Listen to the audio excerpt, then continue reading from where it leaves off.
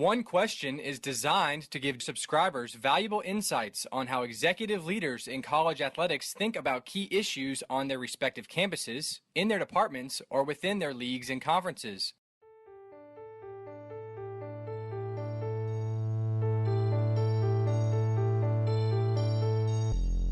Greetings, this is Ty Brown, and welcome to One Question, where we highlight executive leaders in college athletics. I'm joined by Matt Donovan. Matt is the Senior Associate Athletics Director for Development at University of Indianapolis. Greetings, Matt. Thanks for joining us. Ty, thanks for having me.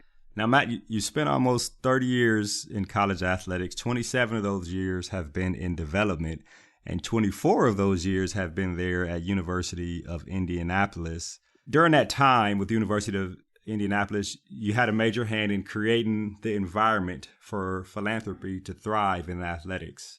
Can you tell us about some of your methods for establishing the culture needed for success in development? Sure.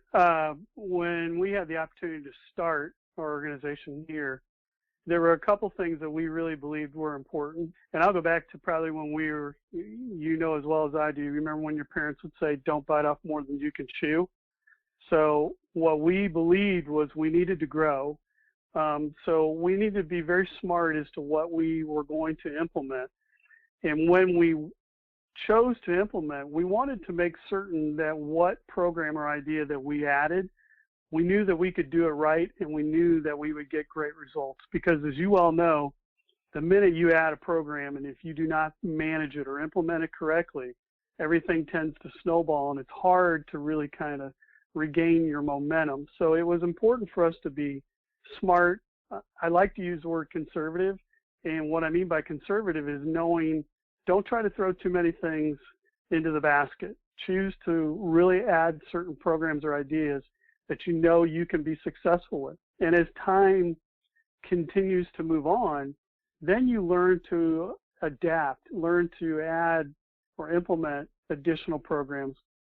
And with that, knowing that you can build your culture as you go along because of your success. And when we really began trying to create our culture, I really remember a suggestion a colleague gave to me many years ago when he was soliciting a donor, and the donor basically said to my colleague, please don't tell me what my money is going to be given toward. Please tell me why I'm truly needed. And I've always remembered that philosophy, Ty, and as we've really been blessed at our environment, we try to really use that philosophy throughout our environment, and that is we need to really educate people why they're truly needed, because we know individuals, can make a gift, they can make an investment commitment, and they can give their time, talents, and everything like that. But we have to do a really good job of explaining to those folks why we need them and what capacity they can help, and more importantly, the impact they can make. So if you can really convey that message, we really felt like back then and even today, that helps from really making our environment grow. And more importantly, I think this is critical in today's environment. That individual who gave, they felt like they were really truly making a difference. They felt like they were appreciated. And at the same point in time, they really felt like the environment and the community was grateful for what they were doing. And as we all know, and you know that as well, that is so important today when you're talking about development and philanthropy. It is, Matt. And it sounds like you want to make sure people feel like they are more than just the next name on the development spreadsheet, right? Now, you mentioned your colleague and a potential donor who asked, why me? What was your colleague's response to that question? It was a great opportunity, and he went back to the donor and said, we have this concept and we have this idea, and our intent is to build an academic environment, and that academic environment will enable all of our student athletes to continue to succeed, but more importantly, it'll give them the best skills, the best resources that'll make them not only a great student athlete, but that'll make them a great person.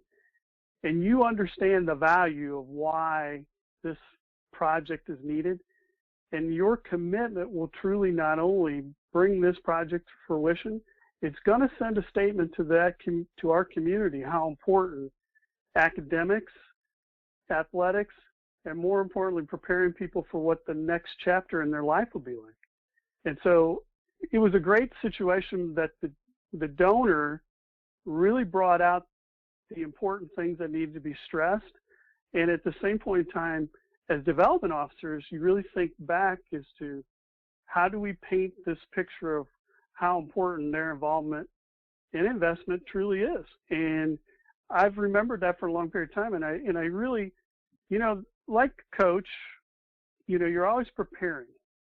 And that forced myself and my colleagues to always understand preparation is the key. And, preparation is important for a donor visit, for, a discussion about impact and engagement. And that was twofold: how important that involvement is, and at the same point in time, how to prepare yourself for making sure you are creating the best situation known. You mentioned to develop the culture is not something that happens overnight, to paraphrase. As you grew it, I know a big part of it, of what you've done, is growing that Greyhound Club you have there at University of Indianapolis. How did you establish what the benchmarks were? I don't know if I mean quantitatively, but I guess internally, when it was time to make a jump. You accomplished these goals, now it's time to make a jump and broaden this thing to another level here. I guess in development, it does come down to numbers. Yeah, absolutely, it does. It comes down to numbers, but one of the things, while you look at your growth from a number, and when I say number, donors and obviously dollars raised, you also have to look at it in a sense that, do we believe we're the best at what we're doing? And are we doing the best work possible? Because if you really take that mentality, are we the best? Is this program the best? Could we make improvements? Can we make adjustments? If you take that mentality, I've always stressed to people that everything will come into place. Sometimes you can get caught up in the numbers. And what ends up happening when you do get caught up in the numbers, you miss a lot of things. You miss the proper cultivation. You miss the proper, interaction. You miss sometimes, is this the right time to create an idea, or is this the right time to create a project? So you have to be careful relative from the numbers. You have to learn as to what is your growth and what are the ideas that need to be created that allow you to continue to move forward. And at that time, when you really are trying to make the progress, or as I would like to say, growth, is it the right decision? Is it the right approach? Is it the right program? Because if you take that approach and mentality, Ty, that's what, you're reaching success, and you're gaining momentum. So you have to be careful about numbers, but you have to look at yourself and say, are we the best at what we're doing? And that is a great motivator in a community as well as a culture, because when you go back and you say to your department and your colleagues, do we believe we just put the best effort on this event or project, whatever, you're asking those people to think big picture. And you're asking them to really put some big picture mentality into place. And that really, here's the thing that's really critical. You're getting their best effort and you're getting their best commitment. So when you're really developing, yeah, sure, you're looking at, have we reached $5 million? Have we reached $10 million? But along those lines, what's underneath those dollars? And I say that's programs, and it's, the support staff and the critical things where you talk about operational approaches that enable you to reach those, goals that you want to try to hit. And I think that is really important with a lot of organizations, departments today. Do you really believe that you are the best at what you're doing? And if you can self-assess, you'll be okay. That self-evaluation is so important in terms of leadership and organizational leadership. Continual evaluation and continual assessment in terms of where we are, how did we get here, why were we successful, and things of that nature. I use a philosophy my dad taught me when I was obviously a lot younger. he'd say to me all the time, do you want to go to battle by yourself or do you go to battle with an army? Tell me which one wins. And I always chuckle when I bring that comment up, but it's imperative today. You have an army, and that's your colleagues, and that's the people you are working with. So you develop that army, and you basically have a great culture where everyone supports, gives it their best effort, and more importantly, becomes creative. Because when they become creative and you're asking for that creativity, you are asking them to make a great investment, and you'll find you'll achieve a lot of success. Matt, I can tell by this conversation, and then when you do research on you've been recognized by organizations such as the National Association of Development Directors, and you're very much respected by your peers. We were talking on an organizational level, but if we take it down to a smaller level, if you were talking to young professionals who just sat down and learned that they wanted to be or were just hired as development officers, or they're working in external relations where they're tied to development in some type of way, whether it be events or marketing or something like that, what advice would you go into a room full of that type of sports administrator? What advice would you give them? You made a statement earlier, and I kind of chuckled as we were chatting. The line I use all the time is Rome was not built in a day. And I use it constantly. Rome was not built in a day. I remember many years ago, somebody asked, how fast do you think we can grow this program? And I said, Rome wasn't built in a day. And we had some great, laughs to that, but it is important to believe that. If you believe in the fact that Rome wasn't built in a day, what that tells you is you're building your castle, and you build it brick by brick by brick. And you take the time to make sure all those bricks are put into place correctly.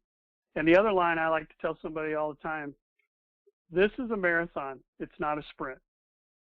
Because if you choose to make it a sprint, it's over. What do you do next? This is a long term.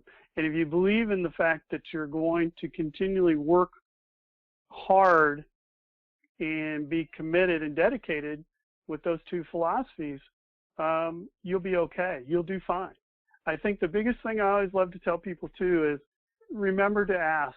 I've always believed this philosophy, and that is no one person makes a gift, and no one person knows all the answers. So you need to ask. You need to consistently be dedicated to knowing how to be better at what you do. And one of the things I love to share with people all the time is, I've been in this profession for a long, long time, but I will constantly ask all my colleagues ideas or how would you handle this situation, or can you give me some counsel on, a certain project, or et cetera, et cetera. And the reason we choose to do that is because that's our commitment to get better. And I think too many times people tend to miss those three things. Remember, Rome wasn't built in a day. This is a marathon. And I always like to remember what my dad used to say to me all the time. The minute you think you got all the answers, then you need to retire. Because you don't. You have to constantly work toward making yourself and making everybody who you're affiliated with, you have to help them make them be great. So, and I think that's what I love to share. And Ty, say this all the time. I've been very blessed, and a lot of people have helped me throughout my career.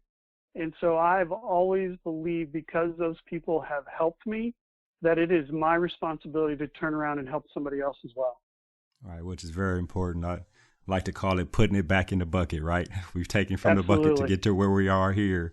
Now we have to put back in the bucket to help others get to where they want to be. Absolutely. Matt, this has been an excellent conversation. I really appreciate you joining us here on One Question. It's been a pleasure. Thanks so much for having me. That was Matt Donovan. He's the Senior Associate Athletics Director for Development at University of Indianapolis. And of course, this is Ty Brown with One Question. And keep in mind, the role of a leader is to create and maintain an environment that people want to be a part of.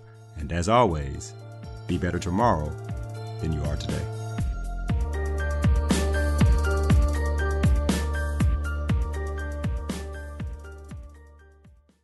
This episode of One Question is produced by Spades Media Group, solving problems using creative leadership.